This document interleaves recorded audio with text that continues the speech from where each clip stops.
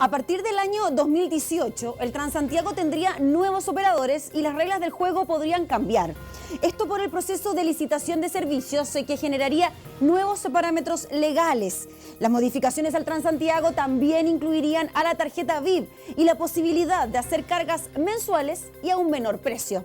Porque esto es noticia.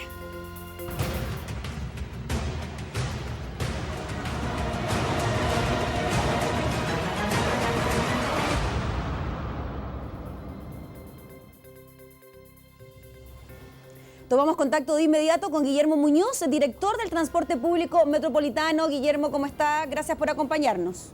No soy Guillermo. No, lo veo en pantalla y me doy cuenta que no lo es. Sí. Yo soy Carlos Melo, el secretario técnico del proceso de rediseño del sistema. Muy bien, pues Carlos, le agradecemos por estar junto a nosotros, por acompañarnos esta tarde y nos imaginamos con mayores antecedentes quizás para conversar de este mismo tema. ¿Podrían haber cambios sustantivos en el Transantiago de aquí al 2018 cuando comiencen a operar nuevos contratos con quizás nuevas empresas licitadoras? Exactamente. Como muy bien ustedes señalaron al inicio del programa, el año 2018 terminan los contratos de concesión que comienzan a terminar los contratos de concesión que tienen los actuales operadores y eso abre una oportunidad muy grande y muy importante para modificar las reglas del juego que hoy día determinan la operación del sistema. No solamente terminan además los contratos de los operadores, sino que también terminan todos los contratos de los servicios complementarios asociados al sistema. La red de carga, la tarjeta VIP, los sistemas tecnológicos que van montados en los buses. Todos esos contratos llegan a su fin a partir del año 2018 y por lo tanto lo que estamos iniciando hoy es un proceso que nos permita desarrollar de la mejor forma posible, aprovechar todo el aprendizaje que hemos acumulado en estos años para desarrollar un proceso de licitación nuevo que de cierta forma genere un sistema que deje satisfecho a todos los usuarios. ¿Y estos cambios se podrían incluir, Carlos, pasar de estas grandes empresas operadoras del Transantiago a empresas un tanto más pequeñas que puedan funcionar mejor? Exactamente. Una de las cosas que hemos aprendido de la experiencia de estos años es que empresas muy grandes tienen dificultades bastante importantes en el tema de la coordinación de sus servicios y sobre todo en la relación que establecen con sus conductores. Las empresas que tienen un mejor desempeño en el sistema no son las empresas más grandes, sino que son las empresas que se mueven en rangos de tamaño de flota de 500 a 700 buses. Entonces, una de las decisiones o una de las variables en las cuales ya tenemos un consenso bastante amplio tiene relación con aumentar la cantidad de unidades de negocio y con esto permitir la entrada de nuevos operadores y disminuir los tamaños de las empresas. ¿Y esto en términos concretos significarían mejores servicios para los usuarios del Transantiago? En estos momentos lo que más reclaman los usuarios del transporte público en la capital son los tiempos de espera entre bus y bus. ¿Eso, por ejemplo, podría cambiar? Exactamente, tener empresas de menor tamaño favorece o posibilita una mejor coordinación y un mejor manejo operacional de la empresa. Los problemas que la gente experimenta relacionados con los tiempos de espera están muy ligados a las situaciones de despacho y de regularidad que las empresas pueden implementar, las medidas que pueden implementar en la ruta. Cuando las flotas son más pequeñas, estos problemas son más manejables para las empresas y con eso nosotros esperamos que se dé un salto de calidad importante. Esto también la idea es apoyarlo de una serie de otras medidas que nos posibilitaría la renovación de contratos, como por ejemplo el establecer sistemas de gestión de flota más activos con los que contamos actualmente para poder tener un mejor control de esta situación y así entregar un mejor servicio. Carlos, y en relación a lo mismo, sabiendo que las actuales empresas del Transantiago, algunas han presentado pérdidas en cuanto al financiamiento y en cuanto a los ingresos económicos, ¿habrán empresas pequeñas, otras empresas pequeñas disponibles para participar de este proceso de licitación? Nosotros creemos que sí. La verdad es que una de las prioridades de este proceso de licitación es generar las condiciones para que el número de empresas interesadas en participar sean operadores nacionales o operadores extranjeros que todavía no conocen el negocio, no han llegado al sistema, se interesen por participar y así nos permitan tener una licitación donde con mayor número de oferentes obtengamos un resultado mejor y más competitivo.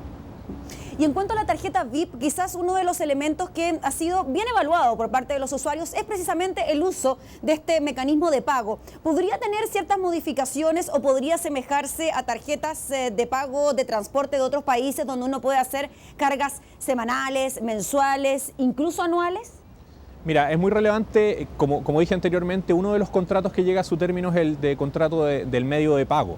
¿Ya? Y en ese sentido la tarjeta VIP, que era la mejor solución que existía en su momento, cuando el sistema se diseñó por allá por el año 2003, hoy es una tecnología que está bastante obsoleta. Existen una variedad de otras tecnologías que nos permiten también establecer o generar propuestas de valor para los usuarios mucho más complejas a las que existen hoy. En ese sentido, el tener pases mensuales o pases semanales son alternativas que la tarjeta VIP actual en su tecnología no nos permiten establecer. Entonces, para poder posibilitar tener acceso a esas nuevas posibilidades, el cambiar la tecnología de la tarjeta es uno de los hitos relevantes y en esta licitación tenemos la oportunidad de hacerlo, así que es uno de los temas que estamos analizando. Muy bien, pues Carlos, te queremos agradecer por estar ejecutivo. Carlos Melo, secretario ejecutivo de la Secretaría Técnica del Directorio del Transantiago, conversando entonces con Esto es Noticias sobre estas modificaciones que podría sufrir el Transantiago de aquí al 2018. Muchas gracias por acompañarnos. Chao, buenas noches. Nosotros hacemos pausa comercial, volvemos enseguida. Escríbanos hashtag Esto es Noticia.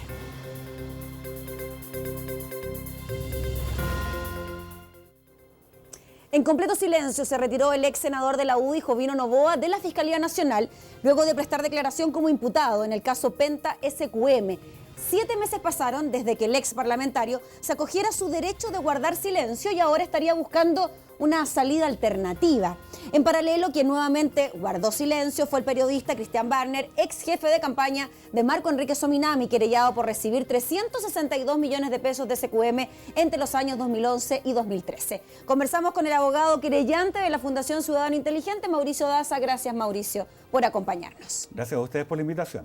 Vemos un cambio de estrategia en la figura del ex senador Jovino Noboa, hoy prestando declaración por 4 horas a la Fiscalía, y se habla en la prensa de que se podría llegar a un acuerdo, a una salida alternativa, si es que él reconoce parte de lo que estaría ocurriendo con estas boletas ideológicamente falsas. Bueno, obviamente la declaración de Jovino Noboa al día de hoy corresponde a una estrategia de la defensa que tiene por finalidad básicamente el tratar de construir a su favor un atenuante que se denomina colaboración sustancial a la investigación. ¿Para qué? Básicamente para bajar de alguna forma el marco de penas al cual él arriesga por estos delitos. Entiendo, Mauricio, que él no quería acogerse a esa posibilidad porque implicaba reconocer parte o su total participación en los hechos que se le imputan. Claro, la colaboración sustancial sirve para varias cosas. Lo primero es que puede bajar el marco de penas eventualmente aplicables en caso de que él sea condenado. Y eso le permite acceder a determinadas ofertas que le puede hacer la Fiscalía en el sentido de terminar el juicio, o el proceso más bien, con antelación. O sea, no tener que ir a un juicio oral donde se discutan las pruebas de cargo y establecerse inocente o culpable, sino llegar a un trato, un acuerdo con la Fiscalía y poner fin a este procedimiento de manera anticipada. ¿Es lo mismo que un juicio abreviado o es otra la figura? Existen varias posibilidades o varias formas de poder concluir un proceso penal sin llegar a un juicio oral. Una de ellas es la suspensión condicional de la pena, donde las personas no reconocen nada, sus papeles quedan limpios y se someten a condiciones durante un año y listo. Condiciones como, por ejemplo, firma mensual, arraigo nacional. Pero en caso alguno involucra reconocer responsabilidad, ni tampoco involucra una condena. Hay una segunda fórmula de las varias, que es un juicio abreviado. ¿En qué consiste? En que el imputado reconoce los hechos que se le atribuyen y a cambio de eso la Fiscalía solicita al tribunal una condena, pero por una pena rebajada. Generalmente esto se hace para poder acceder a una pena que le permita, en caso de ser condenado, poder cumplirla en libertad, bajo el típico método que conoce la gente como la firma, ¿no? Firman 1 año y medio, la suspensión condicional o la libertad vigilada. Es eso lo que se estaría ahora conversando entre la Fiscalía y la defensa, pero para poder acceder a aquello necesita de esta atenuante, y la atenuante solamente se puede concretar si él va y declara. Por lo tanto, obviamente esto es una estrategia de la defensa para poder acceder a este acuerdo o para mejorar su situación en caso de ser condenado en un juicio. Y por parte de la Fiscalía o de la parte querellante en el caso Penta SQM, ¿esto sería considerado como una derrota o bien como una victoria? El hecho que existiera un juicio abreviado, pero de todas maneras teniendo a un Jovino Noboa reconociendo su participación en los hechos. Claro, la verdad es que ahí hay que evaluar. Para los únicos que pueden finalmente proponerle al imputado un acuerdo de esta naturaleza es la Fiscalía. Los querellantes no tenemos la posibilidad de impedir o oponernos a este acuerdo, salvo quienes se cumplan ciertas condiciones objetivas. Ahora, yo creo que acá hay que evaluar muy bien esta situación. este no es cualquier delito, este no es cualquier imputado. Acá estamos frente a una causa que involucra la credibilidad de las instituciones, tanto del sistema de persecución penal como de las instituciones republicanas en general. Por lo tanto, ¿sería conveniente que la Fiscalía entrara a conversar algún tipo de acuerdo con este personaje en particular, sabiendo los delitos que se le estarían imputando? Yo creo que solamente en el caso que se ofrezca una situación donde él tenga que reconocer la verdad de los hechos que se le imputan, reconocer responsabilidad en los mismos, quizás en ese caso, y en la medida que se proponga por parte de la Fiscalía una pena razonable, quizás sería prudente analizar esa vía de solución de este conflicto, pero una suspensión condicional, donde no hay reconocimiento, donde no hay condena, donde finalmente queda como si no hubiese pasado nada, creo que eso sería inaceptable. O sea, el juicio abreviado sería una mejor alternativa que una suspensión condicional. Eventualmente, pero también hay que analizar cuál es el contenido de la declaración de Jovino Noboa, cosa que no conocemos. Para que exista realmente una colaboración sustancial a la investigación, no basta con que el imputado renuncie a su derecho a guardar silencio, sino es necesario que cuando declare, haga una declaración que sea completa, veraz y útil a la investigación. Y eso es lo que tenemos que ver si es que ocurrió hoy día o no. Mauricio, y en el caso del colaborador de Marco Enrique Sominami, esta recepción de más de 300 millones de pesos entre el 2011 y el 2013 por parte de SQM, él insiste en acogerse a su derecho de guardar silencio. ¿También sería parte de una estrategia del equipo que acompañó a Marco Enrique Sominami o del mismo Marco Enrique Sominami que no ha prestado declaración todavía como imputado? Bueno, él no solamente se ha reservado su derecho a guardar silencio, sino también se ha negado a que la Fiscalía acceda voluntariamente a la información de sus cuentas corrientes. La verdad que todo imputado tiene el derecho a guardar silencio y es una circunstancia la cual le garantiza la ley y la Constitución y no debe ser utilizada en contra del imputado que se acoge a aquello, pero tampoco lo puede beneficiar. Ahora, la verdad es que se puede investigar y establecer ilícito sin la necesidad de esta colaboración por parte del imputado. Por ejemplo, para los efectos de establecer si los dineros que le pagó SQM a esta persona terminaron en la cuenta personal de Marco Enrique o para los efectos del pago de gastos de su campaña, basta con levantar el secreto de sus cuentas corrientes de todas las personas, de Marco Enrique, de este imputado y de SQM, si es que fuese necesario, y hacer los análisis, ¿no?, respecto de cuál es el origen y el destino de los dineros. No se ha hecho. Yo creo que debe hacerse, ¿no? Y esa es la mejor forma para poder esclarecer si finalmente estos dineros de SQM terminaron financiando a la persona o a la candidatura de Marco Enrique Sominami. Finalmente nos queda muy poquito, pero conversábamos en comerciales la colusión del confort. Ese tema en particular, hablábamos ayer con el director del CERNAC y hablaba de posibles compensaciones en caso de que las empresas se acogieran a algún tipo de mediación voluntaria y entregar compensaciones inmediatas. ¿Tú crees que esa puede ser una alternativa en el corto plazo? La alternativa es que se establezcan penas de verdad respecto a las personas que están cometiendo esta clase de ilícitos. Es ridículo que hoy día el Grupo Mate no tenga que pagar absolutamente ni un peso por esta colusión y que la otra empresa que participó en la misma tenga que pagar 15 millones de dólares de multa, que corresponde a una fracción de lo que ganaron durante 10 años en un negocio que mueve 400 millones de dólares al año. Acá también hay responsabilidad de la Fiscalía Nacional Económica. No puede ser que ellos ofrezcan de manera absolutamente amplia, yo creo que descriteriada, a todas y cada una de las personas que reconocen la existencia y participación del cartel, la posibilidad de una delación compensada, porque de esa forma finalmente sale bastante conveniente coludirse bajo el riesgo eventual, para el caso en que los descubran, de pagar nada o una miseria. Mauricio, como siempre un gusto, un análisis de lo que está ocurriendo en materia judicial. Que esté muy bien. Gracias a ustedes por la invitación. Nosotros hacemos pausa y volvemos, quédese.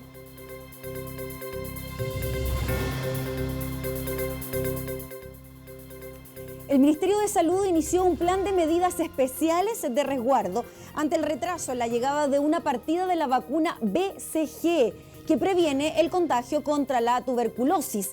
La tardanza en el arribo de las vacunas se podría producir un desabastecimiento temporal de la primera de las 2 dosis que se administra a los recién nacidos. Conversamos de este y otros temas con el subsecretario de Salud, Jaime Barro. Subsecretario, muchas gracias por acompañarnos. ¿Cómo está usted? Muy bien, gracias, subsecretario. Primero preguntarle el porqué del retraso en la llegada de estas vacunas contra la tuberculosis.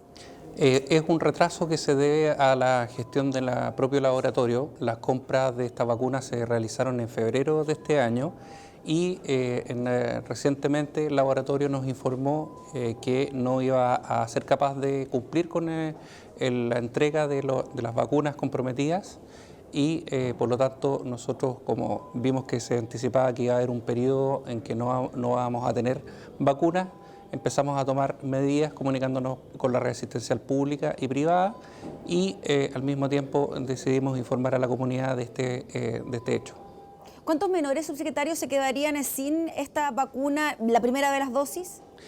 La vacuna se coloca a todos los recién nacidos y en nuestro país nacen 20.000 niños cada mes.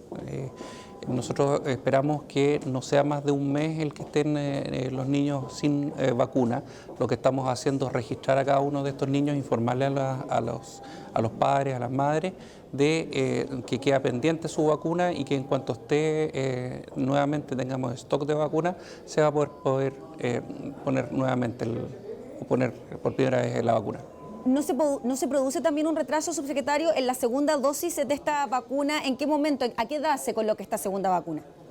No, después se coloca en etapa escolar, no se produce ningún retraso porque nosotros el calendario de las vacunaciones se da más bien por un ciclo durante el año y en este momento no se están colocando esas dosis de vacunas, sino que se ponen en otra época del año. Subsecretario, entiendo que podrían encargarse 30.000 dosis de vacuna a Perú para poder paliar en parte esta falta de la primera partida que no llegó finalmente al país. Sí, en otras oportunidades que sucede esto, tanto en los países vecinos como en el nuestro, siempre hay una mutua disposición de colaboración justamente para prestarse los insumos médicos, en este caso las vacunas, y nosotros lo que hicimos fue contactar a nuestros hermanos peruanos, quienes han estado en disposición de prestarnos transitoriamente vacunas hasta que nosotros tengamos nuestro propio stock y podamos devolverles las vacunas que ellos nos faciliten. Para que las mamás, los papás se queden tranquilos, sobre todo si están a punto de dar a luz, ¿hay algún riesgo de contagio de estos menores que no van a ser inoculados en el momento de nacer? No aumenta el riesgo. Lo que hace la vacuna, igual que algunas otras vacunas, no es prevenir el contagio de la enfermedad, sino que los casos graves. Porque lo que hace la vacuna es mejorar la inmunidad para prevenir que de los pulmones, que es el sitio primario de la infección por tuberculosis, el bacilo pase a las meninges, se produzca un cuadro que se llama meningitis por tuberculosis, que es bastante raro por la poca frecuencia que tiene actualmente la tuberculosis en nuestro país, pero que la vacuna puesta al recién nacido ha ayudado a disminuir importantemente. Ahora, el riesgo de contagio no aumenta porque se ponga o no la vacuna en el momento recién nacido o en los meses inmediatamente posteriores. Lo que se hace con la vacuna no es proteger la infección misma, sino que una complicación grave. Subsecretario, en nuestro país está prácticamente erradicada la tuberculosis. ¿Qué pasa con parejas que provienen de otros países, madres también que están a punto de dar a luz? ¿No se produciría ahí algún tipo de complicación especial? No se produce ninguna complicación en general. En América estamos en una fase de eliminación avanzada. Lo que pasa a veces con algunas personas que vienen del extranjero es que no tienen suficientemente tratado, no han tenido la oportunidad de un diagnóstico y por eso a veces se presentan estos casos, pero no es que haya una epidemia o alguna otra cosa en los países de las personas que vienen a nuestro país y por lo tanto no hay ninguna conducta especial respecto de esto para las personas que vienen desde fuera del país. O sea, a todas las personas que tienen sus hijos en nuestro país, sea en el sistema público o el sistema privado, reciben los niñitos la vacuna al momento de nacer y en este caso que no tenemos la vacuna disponible van a quedar consignados que no recibieron la vacuna y la van a recibir en cuanto esté disponible. Perfecto. Subsecretario, lo quiero llevar también a otro tema que tiene que ver con estos datos que entregaron ustedes como Ministerio de Salud sobre el gasto de bolsillo en salud y cuándo este gasto finalmente se transforma en catastrófico, cuando excede ciertos porcentajes de la economía familiar. Si nos puede comentar la evolución que ha existido desde el año 1997 a hace 2 años atrás, ¿ha aumentado, se ha disminuido, ha permanecido igual? Bueno, hay dos cifras que uno puede ver en el gasto de bolsillo. Uno es el gasto de bolsillo absoluto en términos monetarios de cantidad de dinero y otro es lo que representa esa cantidad de dinero en términos porcentuales respecto de lo que es el gasto de salud en general. En todos los países del mundo, obviamente, en la medida que mejoran los ingresos, va aumentando el gasto en salud, obviamente, y el gasto, por lo tanto, el gasto que se hace de bolsillo en términos de cantidad tiende a ir aumentando. Lo que recomienda la Organización Mundial de la Salud es que ese aumento sea lo menor posible o incluso vaya disminuyendo con una mejor cobertura de seguridad social en el ámbito de la salud, de tal manera que el gasto que sale del bolsillo en los casos de necesidad de salud sea cada vez menor. Ahora, la recomendación o la meta, por así decirlo, que dice la Organización Mundial de la Salud, ojalá que esté no más allá del 20%. En nuestro país hemos visto la evolución desde el año 97, que es lo que nos entrega el estudio, desde aproximadamente un 47%, cerca del 50%, ha ido disminuyendo actualmente hasta el 31-32%, dependiendo de la fuente. Y eso tiene que ver, subsecretario, porque ha ido disminuyendo, porque es la ISAPRE o FONASA la que puede cubrir ciertos ítems de salud que nos salen directamente del bolsillo de los chilenos. Y porque lo que hicimos nosotros hace una década atrás fue introducir una innovación en el sistema, que es la garantías AUGE, ¿cierto? O GES, que lo que hace es explicitar y decir qué es lo que se tiene que financiar por parte de los seguros en términos de tratamiento, tanto el tratamiento en términos de procedimientos como de medicamentos que están en las canastas y los protocolos del AUGE. Eso permitió importantemente que ordenar el sistema y empezar a financiar a través de los seguros esto y no a través del gasto bolsillo. Y recordemos que las patologías que están garantizadas, las 80 problemas de salud, dan cuenta del 60% de la carga de enfermedad en nuestro país. Por lo tanto, tenemos un porcentaje importante de la necesidad de salud que tiene esta garantía. Lo que hemos visto entonces es que el porcentaje de gasto de bolsillo que se hace en salud en respecto del total del gasto de salud que representa cada persona cuando se enferma ha ido disminuyendo, y eso es un logro y es un avance y uno de los beneficios que nos ha dado el AUGE. Muy bien, pues, subsecretario, nos quedamos entonces con eso. Le agradecemos por el contacto, que esté muy bien. No, muchas gracias a ustedes. Gracias. Nosotros tenemos un consejo también para ustedes. El plan Cuenta Exacta Pro viene con el doble de gigas, ahora 3 gigas para disfrutar. Además, puedes chatear por WhatsApp y navegar por Facebook y Twitter sin gastar tus gigas, más de lo que más te gusta. Con Claro es posible. Hacemos pausa y volvemos enseguida. Quédese.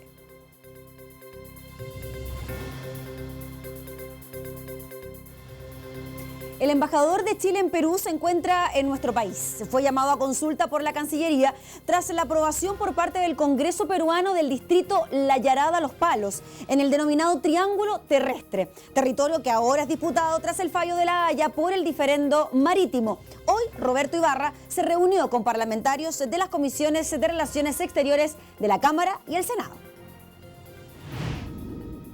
Que Chile será muy firme, muy claro, muy concreto respecto a la relación con Perú, pero al mismo tiempo pensando siempre que es la relación con un vecino importante, con una agenda de futuro que es necesario preservar. Tomamos contacto desde el Congreso con el diputado Jorge Tarú, integrante de la Comisión de Relaciones Exteriores de la Cámara. Diputado, muchas gracias por acompañarnos en esta noticia. Con el mayor agrado, buenas noches. Diputado, ¿usted comparte las decisiones de la Cancillería de haber llamado a consulta al embajador precisamente por la aprobación en el Congreso de este distrito en el Triángulo Terrestre? Pero absolutamente. Usted comprenderá que lo que ha hecho el Congreso con el patrocinio del gobierno de Perú es absolutamente inaceptable para Chile. Ellos están incluyendo en un nuevo distrito territorio que es nuestro y que ha sido siempre nuestro. En consecuencia, es evidente que aparte de las notas de protesta que envió la Cancillería chilena, este es otro gesto de los códigos de la diplomacia, que nuestro embajador permanezca acá. Además, como usted sabe, el próximo 12 de noviembre van a promulgar esta ley. O sea, un nuevo acto que, a mi juicio, y si usted ve la nota que enviaron en donde utilizan el término rotundamente, algo que se evidentemente revela, ¿no es cierto?, soberbia, Chile no lo va a aceptar. Nosotros como Cámara de Diputados en forma unánime hemos rechazado esta ley que ha sacado el Congreso peruano. Y la postura por parte del embajador de Chile en Perú, que estuvo hoy presente en las comisiones de Relaciones Exteriores, su impresión, su sensación sobre el ambiente que se está desarrollando frente a este tema en Perú. Bueno, mire, fue una reunión reservada, pero sí le puedo decir que tenemos mucha coincidencia con el embajador Ibarra y como comisión él cuenta con nuestro total respaldo para cumplir sus funciones. Y quiero decirle algo más, el embajador del Perú en Chile tomó un avión con destino a Lima. No sabemos cuáles son las razones, ahora usted comprenderá que un embajador no tiene que avisarle a la Cancillería cuando vuela a su país, pero evidentemente que creemos que es una reacción, ¿no es cierto?, de parte del gobierno peruano a que el embajador nuestro se encuentra en nuestro país. Sin embargo, yo le digo, nosotros compartimos que el embajador tiene que permanecer en forma indefinida por el momento. Y esto también se debe a lo que ocurrió la semana pasada cuando el embajador de Perú en Chile, en el Palacio de la Moneda, tras una reunión con distintos representantes peruanos, él vuelve a declarar de que el triángulo terrestre es peruano. Y lo hace después de ser recibido por la presidenta de Chile y en el propio Palacio de la Moneda. Yo quiero decirle una cosa, si esto lo hubiese hecho el embajador nuestro en Perú, le habrían dado 72 horas para irse del país, porque esa habría sido la reacción. Y en consecuencia, creo que hizo muy bien la presidenta Bachelet al día siguiente en no recibir a los alcaldes peruanos que estaban en Santiago. Diputado, en relación a lo mismo, la situación interna del Perú tampoco es la mejor. Tenemos un presidente, Ollanta Humala, que bajó a porcentajes de aprobación históricos, incluso bajo el 10%. ¿Usted cree que esta podría también tratarse de una maniobra para tapar en parte lo que ocurre internamente en el Perú y centrar la atención en esta disputa territorial con Chile? Mire, siempre se ha hecho. Lo hizo Alejandro Toledo cuando tenía 5 puntos en la encuesta y sacó el tema marítimo y llegó a subir a 20 puntos. Alan García lo hizo igual, él nos llevó a La Haya, subió inmediatamente. Hoy día Ollanta Humala está con 10 puntos y con su esposa que está siendo procesada por tráfico de activos, está muy mal en la encuesta y siempre el tema Chile a ellos les ha servido políticamente. Pero perdóneme que le diga una cosa, me parece una enorme irresponsabilidad que un jefe de Estado, un país vecino, utilice siempre a Chile para temas de política interna. Eso realmente es muy negativo. Nosotros queremos tener una buena relación con todos nuestros vecinos, pero evidentemente que no vamos a aceptar que un vecino venga a arrogarse territorio nuestro mediante una ley. Y por lo tanto, reitero, nosotros lo rechazamos prácticamente el mismo día como Cámara de Diputados, en forma absolutamente unánime, y por lo tanto vamos a respaldar las acciones que tome la Presidenta de la República y el Canciller Muñoz. ¿Usted cree, diputado Talud, que esta nueva disputa con el Perú por el triángulo terrestre nos podría llevar a La Haya de nuevo? No, porque el Tratado del 29 señala que en el caso de un diferendo por este tema terrestre es el presidente de los Estados Unidos el que sería el árbitro. Y bueno, las señales que hemos recibido tanto Chile como Perú es que evidentemente el presidente Obama no quiere saber nada de este tema. Entonces, bueno, es un tema que va a seguir latente y que va a ser explotado lamentablemente por presidentes que están tan bajos como Ollanta Humala. Muy bien, pues diputado, le queremos agradecer por estar junto a nosotros para hablar de este tema. ¿Otras reuniones con Cancillería por parte de la Comisión? Por el momento no. Por el momento no, pero evidentemente que estamos atentos al tema. Seguramente esto va a ser noticia, que el embajador del Perú se fue a Lima. Vamos a ver cómo ellos hacen, ¿no es cierto?, la promulgación, porque una cosa es publicarla en el diario oficial y otra cosa es hacer toda una mise en scène, ¿no es cierto?, con la prensa, etcétera. Vamos a esperar con tranquilidad a ver qué es lo que hace el presidente Humala. Muy bien, pues diputado, le agradecemos. Gracias, que esté muy bien. Muchas gracias. Un consejo para ustedes en sus casas: de las más de 730.000 atenciones médico-terapéuticas que se realizaron en el 2014, 500.000 las pudimos hacer gracias a tu aporte personal. Por eso la marca más importante es la que dejas tú. Teletón la hacemos todos 27 y 28 de noviembre. Con este consejo, con este recordatorio también para ustedes, nos despedimos agradeciéndole por estar junto a nosotros. Nos vemos mañana, que esté muy bien.